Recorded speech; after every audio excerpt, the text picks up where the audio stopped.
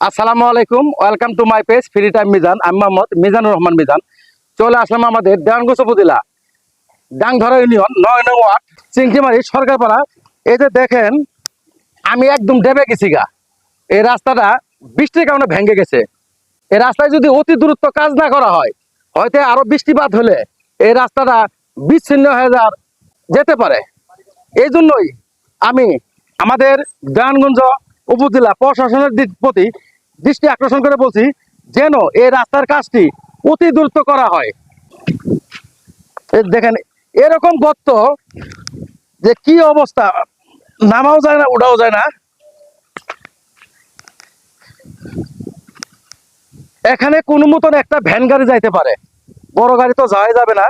আর এই ভিডিওটি সবাই শেয়ার করবেন, যেন এই ভিডিওটি আমাদের দেওয়ানগঞ্জ বক্সিগঞ্জের কর্ণধর বিমান পর্যটক প্রতিমন্ত্রী এম রশিদুজ্জামান মিল্লাত সাহেবের কাছে এই ভিডিওটি পৌঁছে।